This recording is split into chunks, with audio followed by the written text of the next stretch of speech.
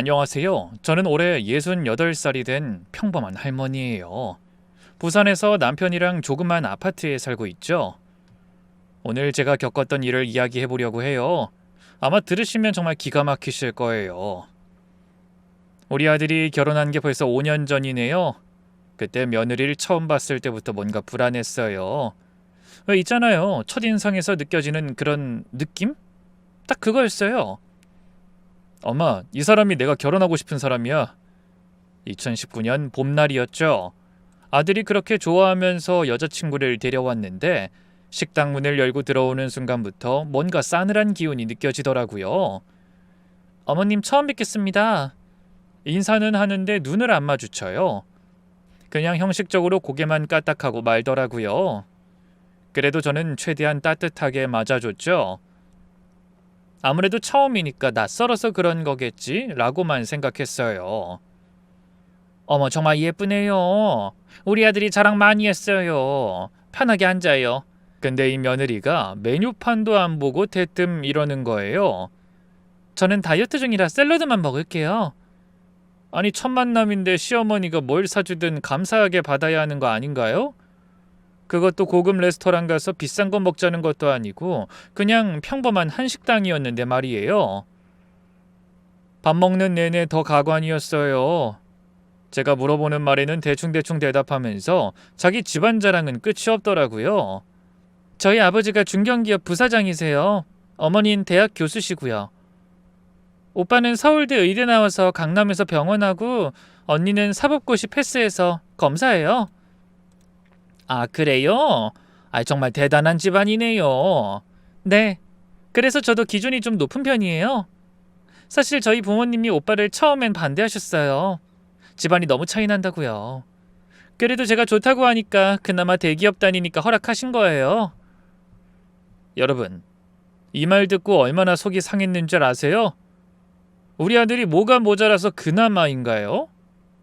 명문대 나와서 대기업 다니고 성실하고 착한 아들인데 말이에요. 집에 돌아와서 남편한테 하소연했죠. 여보, 난 그 애가 영 마음에 안 들어요. 사람을 완전히 깔보는 것 같아요. 첫인상이 그럴 수도 있지. 좀 더 만나보면 달라질 거야. 저희 남편은 항상 긍정적이에요. 근데 제 불안한 예감은 정확히 했죠. 두 번째 만남은 우리 집이었어요. 아들이 며느리를 집에 데려온다고 해서 아침부터 장보고 요리하고 정말 정성껏 준비했죠.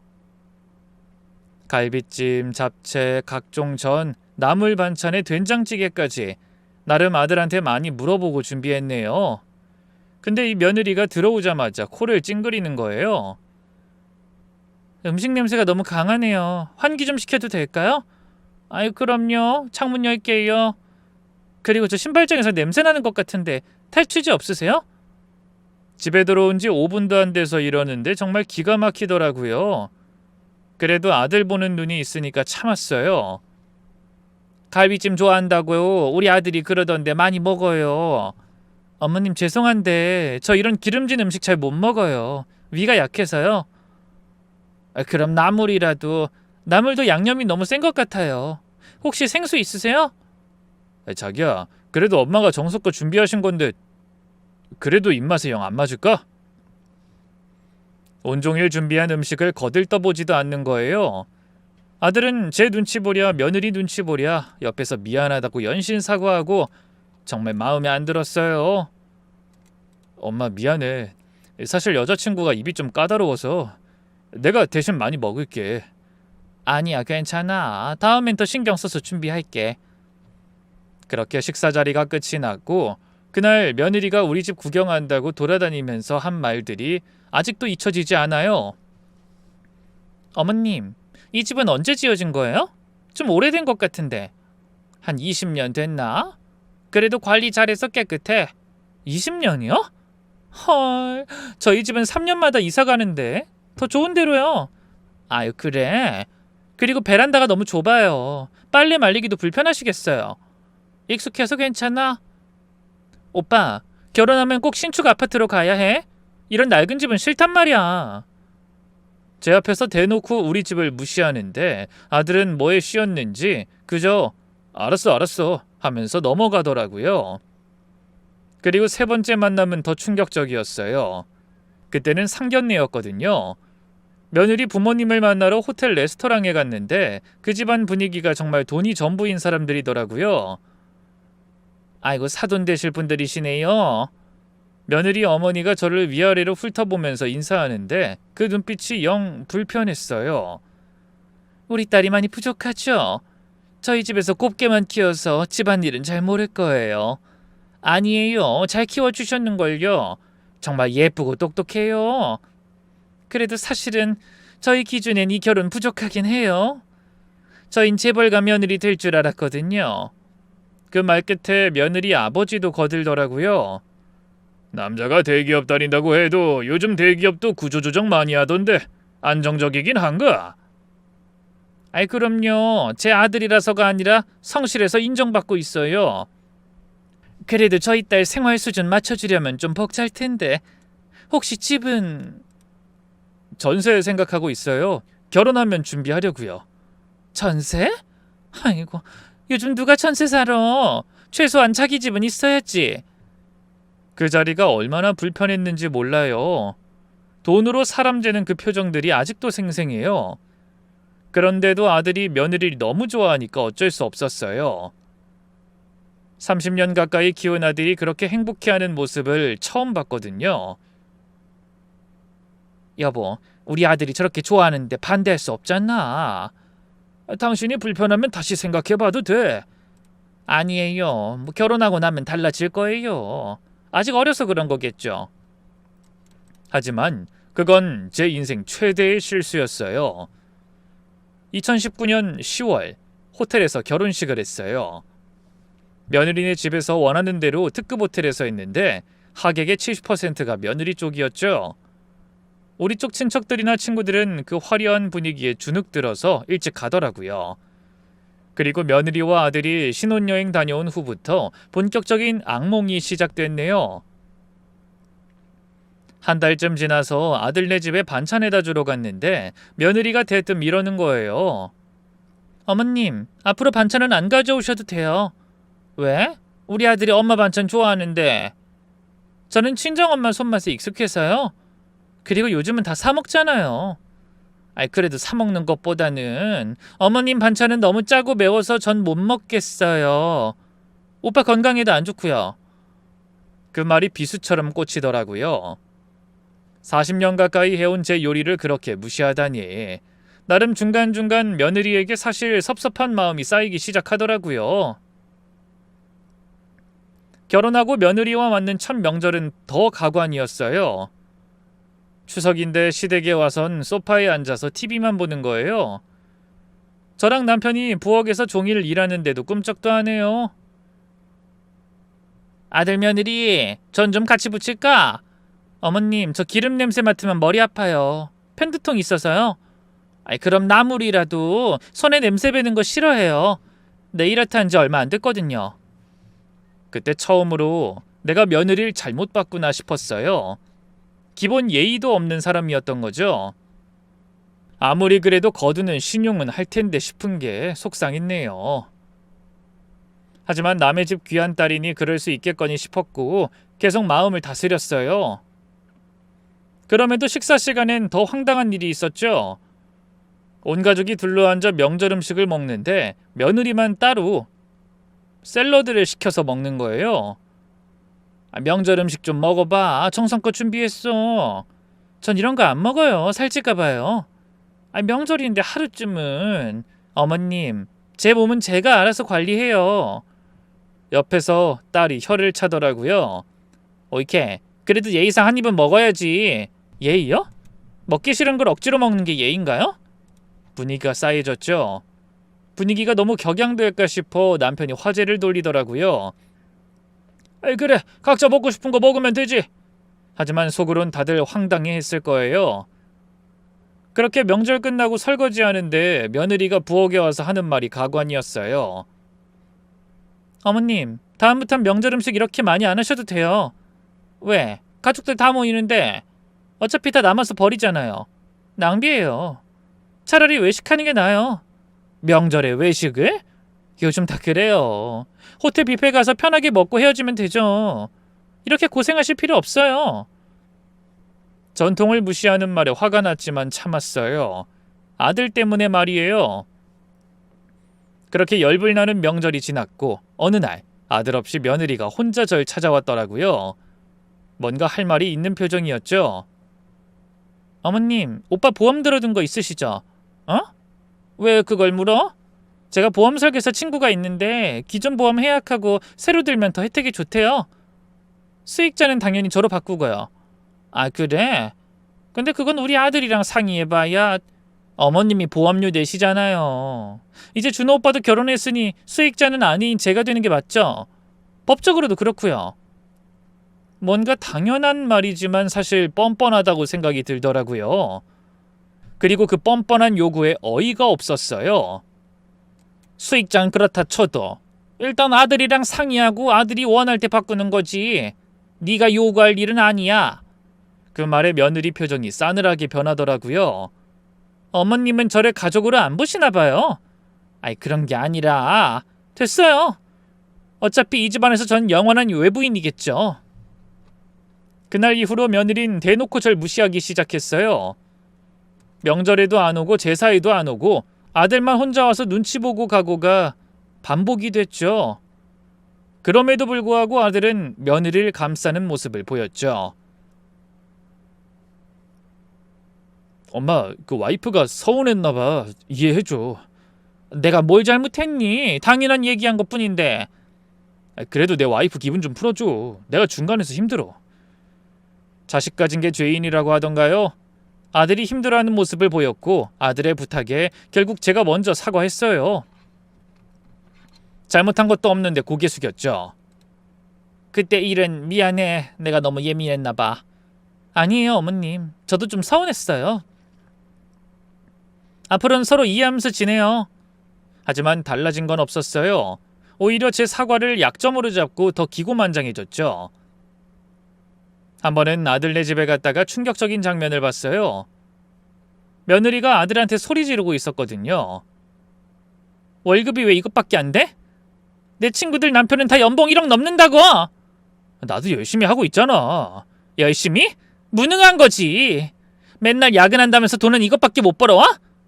그래도 대기업이니까 안정적이잖아. 안정적? 그게 밥 먹여줘? 내가 왜 이런 남자랑 결혼했는지 모르겠어. 문 밖에서 듣고 있기가 괴로웠어요. 그리고 참다 노크하고 들어갔죠. 무슨 일이야? 하지만 며느린 제가 온 것도 아랑곳하지 않고 계속 몰아세웠어요. 어머님도 좀 들어보세요. 오빠가 승진도 계속 밀리고 연봉도 안 오르고 이러면 애는 어떻게 낳아요? 아직 임신 안 했잖아. 혹시 임신했니? 아니요. 이런 형편에 애를 어떻게 낳냐고요. 최소한 연봉 1억은 돼야 애를 낳을 생각이라도 하죠. 돈이 다가 아니잖아. 사랑하면.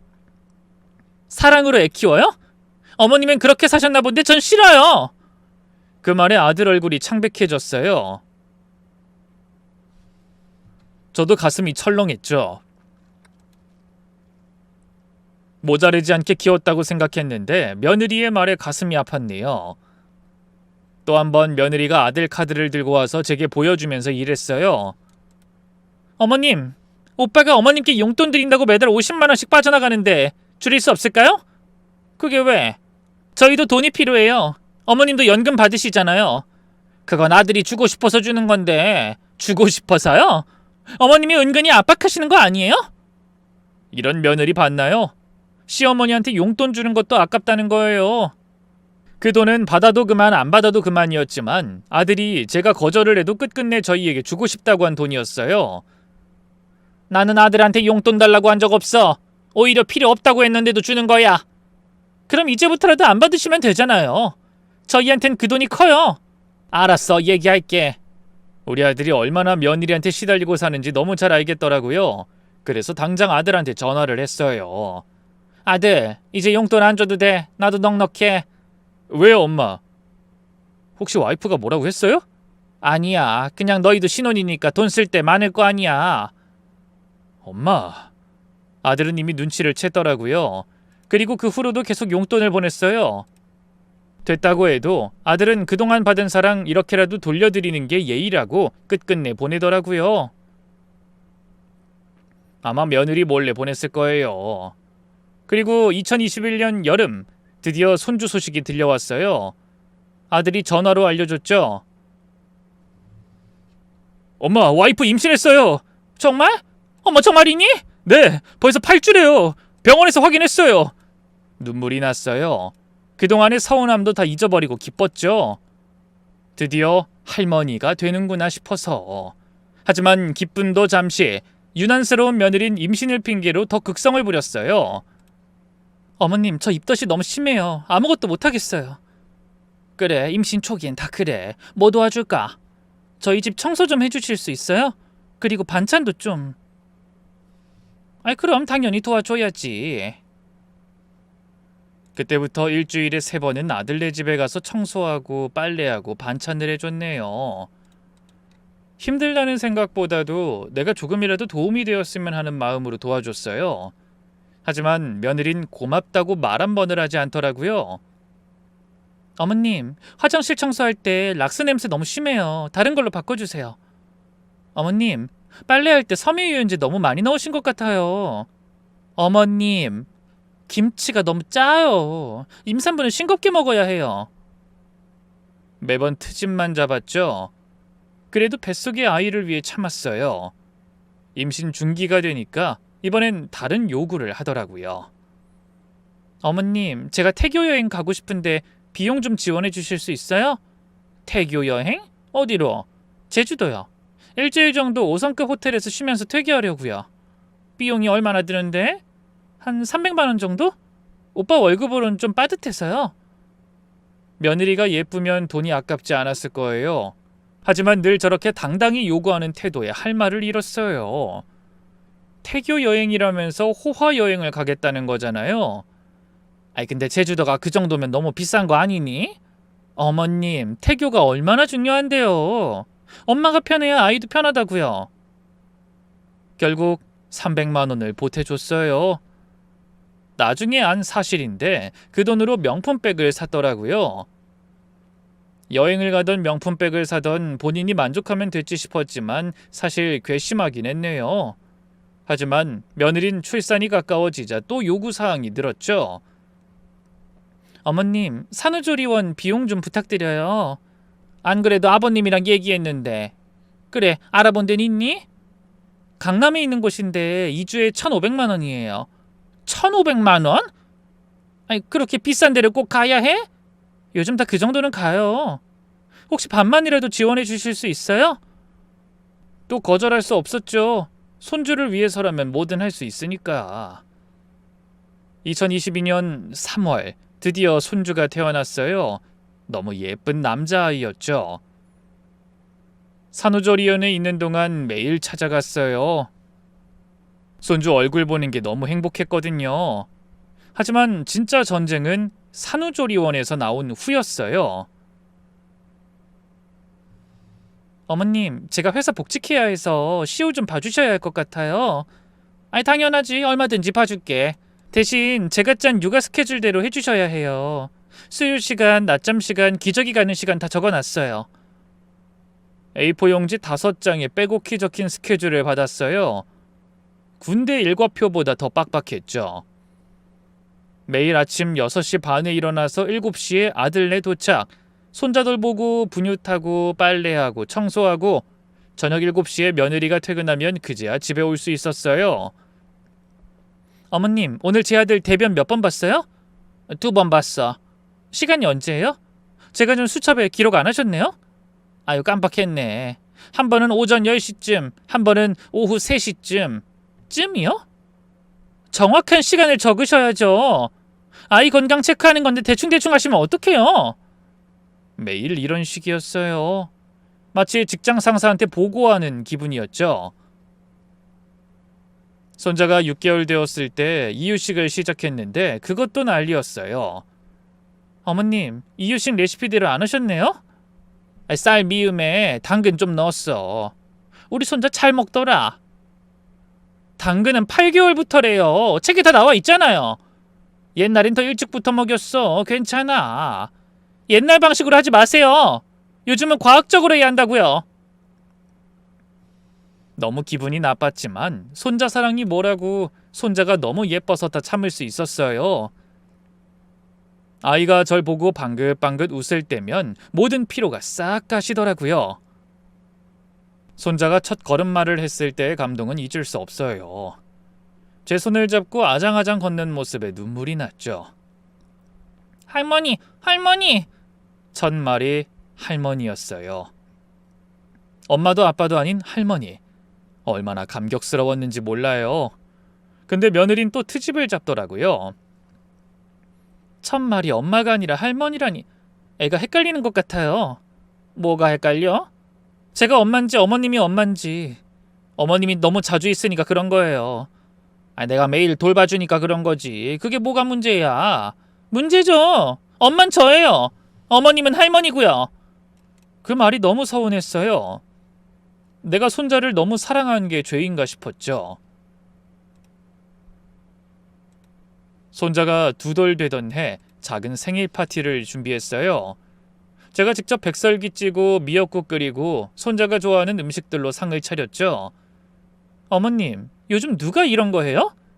돌잔치는 전통이잖아. 할머니가 해주는 게 의미 있지.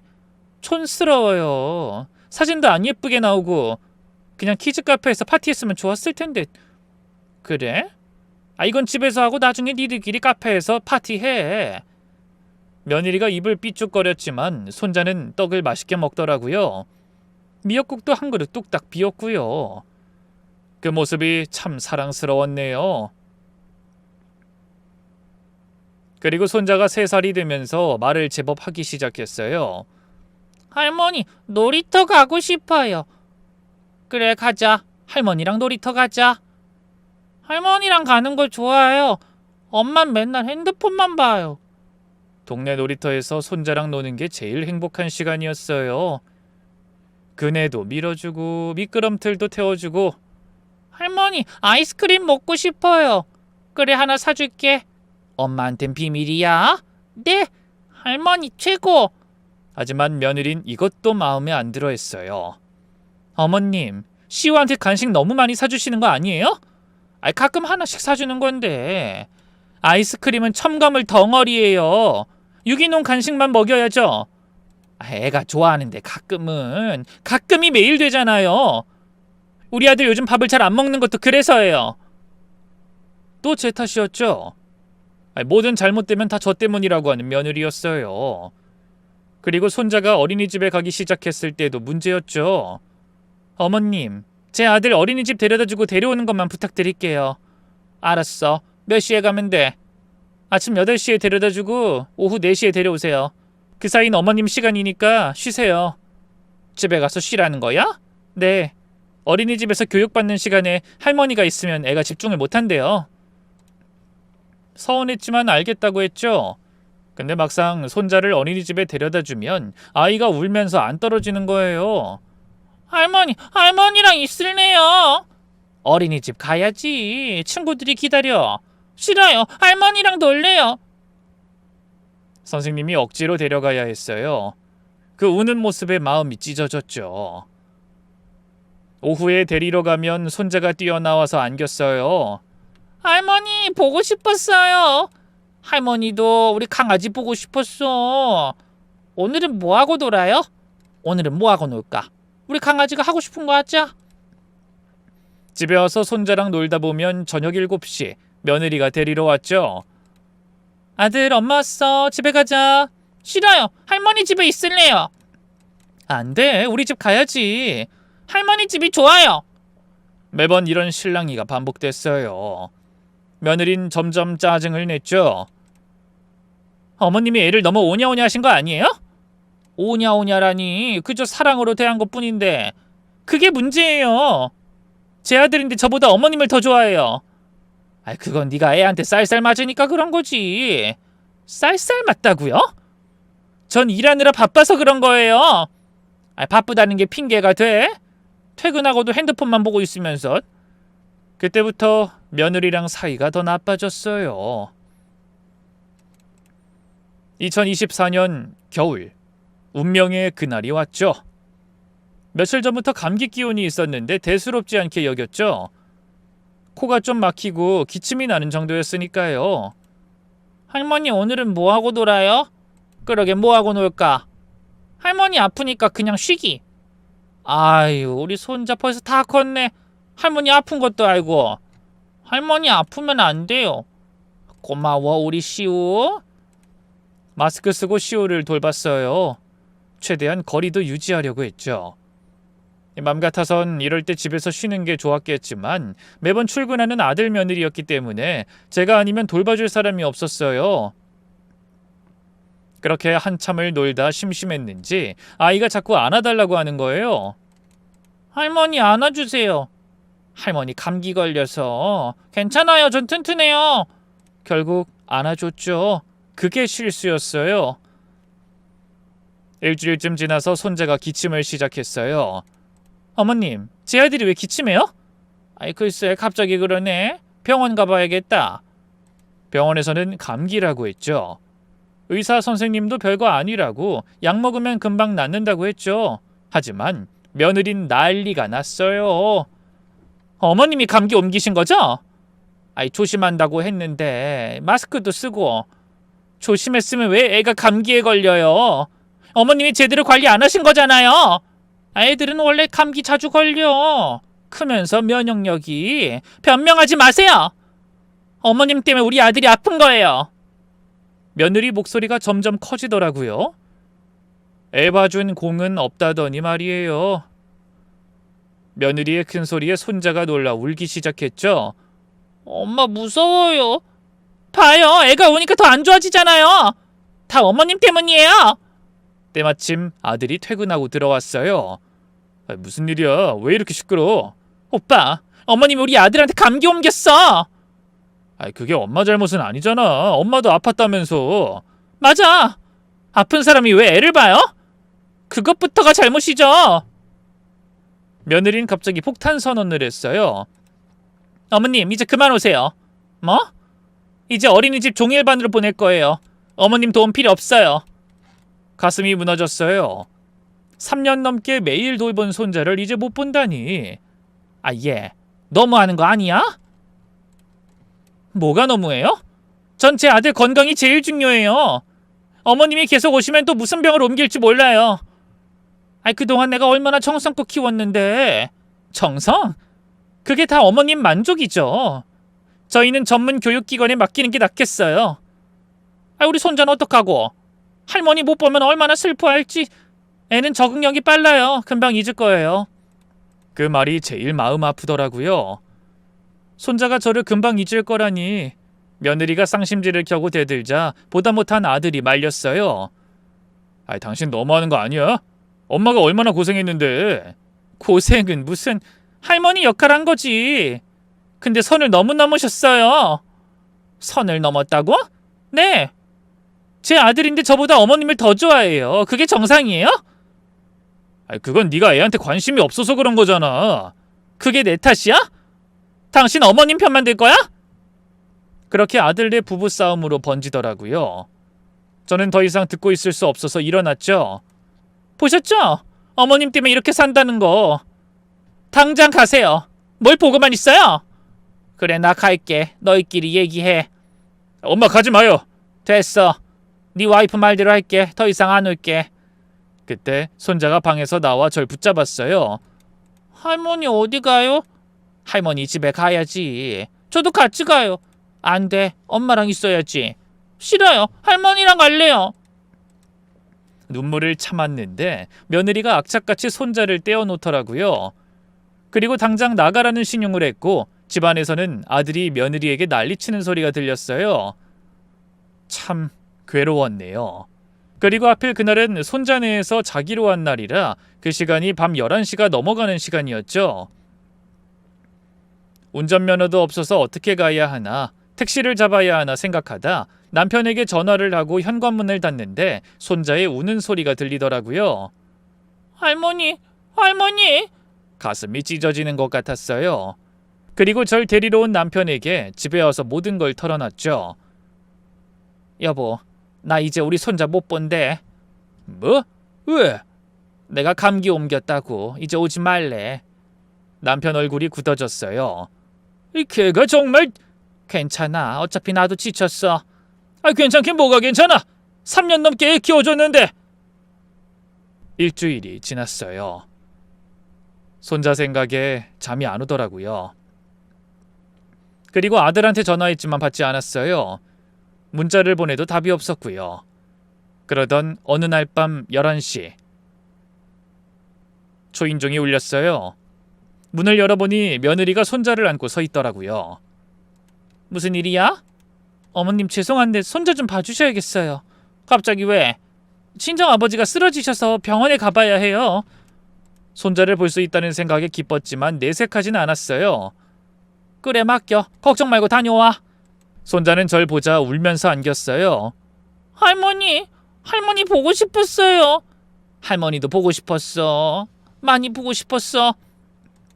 그날 밤 손자는 제 품에 잠들었어요. 얼마나 행복했는지 몰라요. 다음날 저녁 며느리가 손자를 데리러 왔네요. 그런데 들어오자마자 또 트집을 잡기 시작했어요. 어머님, 제 아들 뭐 먹이셨어요? 김치볶음밥 해줬어. 맛있게 먹더라. 김치볶음밥이요? 애한테 그런 자극적인 걸 왜 먹여요? 많이 안 맵게 했어. 네 아들이 좋아해서. 좋아한다고 다 먹이면 돼요? 이래서 어머님한테 못 맡기는 거예요. 하루 봐준 것도 고맙다는 말은 없고 또 잔소리였는데 남편이 매우 화가 난 채로 화를 내자 며느리는 어느 정도 깨갱하더라고요. 그리고 한 달쯤 지났을까요? 밤 10시에 아들한테 전화가 왔어요. 엄마, 우리 아들이 많이 아파요. 좀 와주실 수 있어요? 많이 아파? 무슨 병인데? 독감이래요. 열이 40도까지 올랐어요. 그 와이프도 놀래고 엄마가 와주시면 좋겠어요. 바로 옷 입고 나갔죠. 택시 타고 가는 내내 손자 생각뿐이었어요. 아들네 도착해서 보니 손자가 축 늘어져 있더라고요. 얼굴이 빨갛게 달아올라 있고 강아지, 할머니 왔어. 할머니... 기운 없는 목소리에 가슴이 미어졌어요. 병원은 갔다 왔어? 네, 약 처방 받아서 먹이고 있어요. 그때 며느리가 절 보더니 화풀이를 하는 건지 또 시작하더라고요. 또 어머님이 뭔가 옮기신 거 아니에요? 뭐? 최근에 어머님 만난 적 있잖아요. 그러니까 걸린 거 아니에요? 그만해. 독감은 어디서든 걸릴 수 있어. 어린이집 애들은 다 멀쩡해요. 분명 어머님이 어디서 균을 옮기신 거예요. 그때였어요. 참고 참았던 게 폭발했죠. 그래, 다 내 잘못이야. 네 아들 아픈 것도 내 잘못이고 네가 불편한 것도 다 내 잘못이지. 어머님이 왜 소리를 질러요? 3년이야 3년! 3년 동안 종처럼 일했어! 고맙다는 소리 한 번 못 들으면서! 전 사실을 말하는 거예요. 사실? 네가 뭘 알아? 네 아들 기저귀 한 번 제대로 갈아본 적 있어? 밤에 울 때 한 번이라도 안아본 적 있어? 아들이 말리려 했지만 이미 늦었어요. 엄마 진정해요. 너도 닥쳐! 맨날 일한다고 바쁘다고 나한테 다 떠넘기고! 엄마... 더는 못 참아. 나도 사람이야! 이렇게 무시당하면서까지 손주 볼 필요 없어! 그때 며느리가 코웃음 치면서 결정적인 말을 하더라고요. 그럼 나가세요. 이 집에서 나가요. 다신 오지 마세요. 뭐? 어머님 때문에 우리 가정이 엉망이에요. 이제 정말 끝이에요. 믿을 수 없었어요. 3년 동안 헌신한 시어머니를 이렇게 내쫓다니. 좋아, 나갈게. 다시는 안 올게. 근데 너도 기억해. 언젠가 네가 시어머니가 됐을 때 오늘을 후회할 거야. 마지막으로 손자를 봤네요. 아이는 열 때문에 정신이 없었죠. 우리 손자 미안해. 할머니가 미안해. 집을 나와서 걸었어요. 밤 11시가 넘은 시간, 겨울바람이 차가웠죠. 눈물이 계속 흘렀어요. 큰 길로 나가려는데 차 한 대가 멈췄어요. 남편이었죠. 여보, 타! 빨리 타! 차에 타자마자 참았던 울음이 터졌어요. 어떻게 알고 왔어? 불안해서 나와봤지. 집에 도착해서 모든 얘기를 했어요. 남편 얼굴이 점점 굳어졌죠. 그 며느리가 정말 내가 가만 안 둬. 여보 됐어. 이제 끝이야. 뭐가 끝이야? 당장 우리 아들 불러! 남편이 아들한테 전화했지만 받질 않더라고요. 문자를 남겼죠. 내일 당장 집으로 와. 안 오면 아빠가 찾아간다. 다음 날 오후 아들은 혼자 왔어요. 초췌한 얼굴이었죠. 아빠, 엄마, 앉아. 남편 목소리가 무서웠어요. 저도 이런 남편은 처음 봤거든요. 어제 일 다 들었다. 아빠, 그게... 변명하지 마! 네 엄마가 3년 동안 어떻게 살았는지 알아? 매일 새벽같이 일어나서 너희 집 가고 애 보고 집안일하고 60대 후반 몸으로! 죄송해요. 죄송하다고? 그걸로 끝이야? 남편이 서류 봉투를 꺼냈어요. 이게 뭐예요? 너희 전세자금 1억 5천만 원 당장 갚아. 아빠, 우리가 빌려준 거 잊었어? 한 달 안에 안 갚으면 법적 조치 들어간다. 아들이 울기 시작했어요. 아빠, 한 번만 용서해 주세요. 늦었어. 너희와는 끝이야. 네 아들도 마찬가지고. 엄마. 아들이 절 봤지만 저도 이번엔 남편 편이었어요. 아빠 말이 맞아. 엄마도 지쳤어. 일주일 후 그렇게 며느리한테 전화가 왔죠. 어머님, 전세자금 갚으라니 그게 무슨 말이에요? 빌린 돈 갚는 게 뭐가 이상해? 가족간인데 너야말로 날 가족으로 대했어? 그래도 그 돈을 어떻게 지금 구해요? 대출을 하든지 알아서 해. 안 갚으면 법적으로 소송할 거야. 전화를 끊었어요. 속이 시원했네요. 아들이 돈을 갚지 않자 남편은 며느리 친정에 찾아가 돈을 달라고 요구했고 뻔뻔하게 나오던 사돈 어른들은 제 남편의 무서움에 결국 1억이라는 돈을 내놨네요. 저희 부모님한테 왜 그러세요? 자식이 못 갚으면 부모가 갚아야지. 그 집도 네 욕심에 무리해서 우리가 빌려준 돈이잖아. 그럼 네가 갚는 게 맞지. 다신 연락하지 말아라. 정말 속이 다 시원했네요. 아들은 빌고 빌었지만 남편은 아들 또한 받아주지 않았어요. 6개월 후 뜻밖의 전화가 왔어요. 며느리 어머니였죠. 사돈, 한번 뵙고 싶은데요. 그렇게 만나자고 하도 사정하여 만나보니 본인 딸한테 얼마나 당했는지 사돈도 초췌하더라고요. 제 딸이지만 저희 집에 와서도 똑같아요. 본인 아들 맡기곤 감사는커녕 불평만. 이제 아시는군요. 정말 죄송해요. 그래도 우리 손자는 죄가 없잖아요. 죄송하지만 저도 상처가 깊어요. 그냥 돌아갔죠. 그리고 한참을 며느리는 다시 돈을 돌려달라고 전화를 했지만 하나도 받지 않았어요. 그리고 3개월 후 아들은 문자를 보냈어요. 엄마, 저희 이혼하게 됐어요. 바로 전화를 했죠. 이혼이라니. 도저히 그런 여자랑 못 살겠어요. 죄송해요. 아들은 어떡할 거야? 혼자 키워야죠. 근데 엄마, 혹시... 마음이 흔들렸어요. 일단 네 아들 데려와봐. 일주일 후 손자가 왔죠. 할머니, 우리 강아지. 꼭 안아줬어요. 눈물이 났죠. 할머니 보고 싶었어요. 할머니도 너무 보고 싶었어. 그날부터 손자는 저희 집에서 살게 됐는데 정말 평화롭더라고요. 엄마 아빠, 애엄마가 정말 너무했어요. 왜? 또 뭐라고 했어? 애기 물건 챙기는데 옆에서 계속 욕하더라고요. 어머님이 애를 버릇없이 키웠다고, 자긴 다신 본인 아들 안 본다고.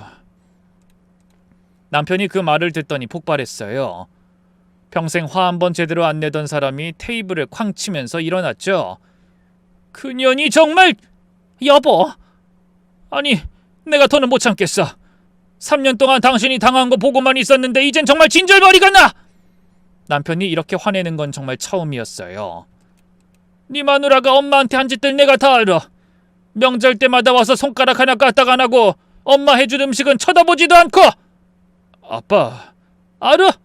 작년 추석 때 네 와이프가 뭐라고 했는지 아냐? 시댁 명절 문화가 구시대적이라고 왜 여자들만 이래야 하냐고 따졌잖아. 그러면서 정작 본인은 친정 가선 얌전히 앉아있더라고. 네 장모가 그러더라. 제가 몰랐던 얘기들이 쏟아져 나왔어요. 그리고 네 엄마 생신 때는 어땠어? 선물은커녕 얼굴도 안 비치고. 내가 전화했더니 뭐라고 했는 줄 알아? 시어머니 생신이 뭐가 중요하냐고. 그런 말을. 네 엄마가 허리 아파서 병원 다닐 때도 한 번이라도 안부 물어본 적이 있어? 오히려 꾀병 아니냐고 너한테 그랬다며. 아들이 그 말을 듣고는 고개를 숙였네요. 그것뿐이야. 우리 집 올 때마다 구박하고 집이 낡았네, 가구가 촌스럽네, 음식이 맛없네. 그런 말 들을 때마다 내가 얼마나 참았는지 알아? 죄송해요, 아빠. 네가 죄송할 게 뭐야? 네 마누라가 그런 인간인 걸 몰랐으니까, 아니 알고도 방치한 건가? 남편이 한숨을 푹 쉬었어요. 사실 나도 알았어. 처음 만났을 때부터 싸가지가 없더라. 근데 네가 좋아하니까 참았지. 네 엄마도 나도. 아빠, 근데 이젠 정말 끝이야. 그런 인간하고는 상종도 하기 싫어. 네 아들 아니었으면 네 얼굴도 안 봤을 거야. 그때 손자가 거실로 나왔어요. 할아버지 왜 화나셨어요? 남편이 표정을 풀고 손자를 안았어요. 아니야, 할아버지 화 안 났어. 할아버지도 저 사랑해요? 아이 그럼 할아버지가 우리 손자 제일 사랑하지. 그날 밤 남편이 제게 말했어요. 여보, 그동안 정말 고생 많았어. 내가 좀 더 일찍 나섰어야 했는데. 아니에요. 당신도 중간에서 얼마나 힘들었어요. 그래도 당신만큼은 아니지. 그년한테 당신이 받은 상처 내가 다 알아. 이제 끝났잖아요. 우리 손자도 우리랑 있고. 맞아, 오히려 잘 됐어. 그런 엄마 밑에서 크는 것보다 우리가 키우는 게 100배 나아. 며칠 후 아들이 그러더라고요. 이번엔 놀라운 얘기를 했죠. 엄마 아빠, 사실 와이프가 바람을 피웠어요. 뭐? 사실 이혼 사유가 그거예요. 회사 상사랑 제가 증거도 다 잡았어요. 남편이 어이없어 했어요. 그런 년이 감히 우리 아들한테 경제력 없다고 뭐라 했다고? 그 남자가 돈이 많대요. 벤츠 타고 다니고. 그래서 그 남자랑 재혼하려고? 근데 그 남자도 이미 가정이 있어서 결국 차였대요. 정말 어이가 없었어요. 그런 사람이 우리 며느리였다니. 근데 여러분, 하늘은 정말 공평한 것 같아요. 제 아들이 이혼하고 1년 6개월쯤 지났을 때 회사에서 좋은 여자를 만났어요. 엄마, 소개하고 싶은 사람이 있어요. 벌써? 괜찮아? 네, 정말 좋은 사람이에요. 엄마가 보시면 좋아하실 거예요. 솔직히 처음엔 걱정했죠. 또 전며느리 같은 사람이면 어쩌나 싶어서. 근데 지금 며느리를 만나보니 정말 180도 달랐어요. 어머님 안녕하세요. 오빠한테 얘기 많이 들었어요. 어머님이 손자를 정말 사랑으로 키워주신다고 들었어요. 첫 만남부터 예의 바르고 따뜻했어요. 무엇보다 제 손자를 대하는 모습이 감동이었죠.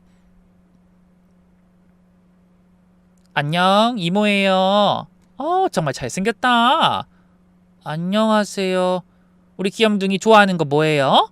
이모가 다음에 선물 사올게. 손자가 처음엔 낯을 가렸는데 현 며느리가 진심으로 대하니까 금세 마음을 열더라고요. 결혼 전부터 현재 며느린 달랐어요. 주말마다 와선 제 일을 도와주고 손자랑 놀아주고. 어머님, 제가 설거지 할게요. 어머님은 쉬세요. 아니야, 괜찮아. 제가 하고 싶어서 그래요. 나중에 김치 담그는 법도 가르쳐 주세요. 3개월 전에 아들은 재혼했어요. 소박하지만 따뜻한 결혼식이었죠. 제 손자가 화동을 했는데 며느리가 손자 손을 꼭 잡고 입장하는 모습에 눈물이 났어요. 결혼하고 나서 며느리가 조용히 제게 말하더라고요. 어머님, 제 친아들처럼 키울게요. 정말 사랑스러워요. 고마워. 우리 집에 와줘서. 그리고 우리 며느리를 만나서 정말 다행이야. 이제 손자는 며느리를 엄마라고 불러요. 며느리가 억지로 그러지 말라고 했는데 손자가 본인이 부르고 싶다고 했대요. 엄마, 내일 놀이공원 가요. 그래, 어머님 아버님도 같이 가실래요? 그래, 다 같이 가자. 명절 때도 며느린 새벽부터 와서 같이 일해요. 전처와는 정반대죠. 제가 쉬라고 해도 어쩜 싹싹한지 정말 고마울 따름이네요. 어머님, 제가 전 부칠게요. 힘들 텐데 재밌어요. 시어머님한테 배우는 게 정말 좋아요. 그리고 최근에 더 기쁜 소식이 있었어요. 며느리가 임신했대요. 어머님, 저 임신했어요. 우리 첫째가 동생 생긴대요. 정말? 어머, 축하해. 손자도 너무 좋아했어요. 동생, 할머니 동생이래요. 이제 우리 가족은 정말 행복해요. 아들도 좋은 아내 만나서 잘 살고 손자도 사랑받으며 잘 크고 있죠. 손자가 우리 집에 온 지 한 달쯤 됐을 때 전 며느리가 찾아왔어요. 바람핀 주제에 본인 아들이 보고 싶다고 하면서 말이죠. 그때는 바람핀 남자한테 눈이 돌아서 양육권 친권을 다 거부했는데 이제 와서 혼자가 되니 찾아온 거예요. 제 아들 얼굴 좀 보고 가면 안 될까요? 제가 대답하기도 전에 남편이 나섰어요. 안 돼! 네가 무슨 면목으로 여기 와! 아버님, 아버님은 무슨 아버님이야! 3년 동안 우리 집사람 종부리듯 부려먹고 감기 옮겼다고 한밤중에 쫓아내주지! 그땐 제가 좀 예민했어요. 예민? 그게 예민한 걸로 끝날 일이야? 당신 같은 사람은 엄마 자격 없어! 며느리가 울먹였어요. 그래도 제 아들은 제가 낳았잖아요. 낳기만 하면 엄마야? 키운 사람이 엄마지. 3년 동안 시호 기저귀 한번 제대로 갈아봤어? 아플 때 밤새 안아본 적 있어? 우리 집사람이 다 했지? 당신은 맨날 일한다고 바쁘다고 핑계만 댔잖아. 남편이 현관문을 가리켰어요. 나가! 다시는 오지마! 시호는 이제 우리 손주야. 당신 같은 엄만 필요 없어! 며느린 그렇게 빌다가 결국 돌아갔어요. 그날 밤 남편이 말했죠. 내가 너무 심하게 했나? 아니에요. 속이 시원해요. 그년 얼굴만 봐도 진절머리가 나. 우리 당신이 그년한테 당한 거 생각하면 이제 잊어요. 우리 손자만 잘 키우면 돼요. 1년이 지난 지금 손자는 밝게 자라고 있어요. 매일 아침 할머니, 할아버지 사랑해요 라고 인사하죠. 가끔 전 며느리 소식이 들려와요. 재혼했다가 또 이혼했대요. 여전히 제 잘난 맛에 산다고. 이젠 아무도 그 사람을 거들떠보지도 않는데요. 할머니, 전 할머니가 제일 좋아요. 할머니도 우리 강아지가 제일 좋아. 할아버지도 좋아요. 우리 강아지가 최고야. 이게 제가 겪은 일이에요. 며느리 때문에 3년을 고생하고 쫓겨났다가 결국 사랑하는 손주와 함께 살게 된 이야기죠. 남편도 이젠 말해요. 걔 때문에 고생한 거 생각하면 아직도 이가 갈려.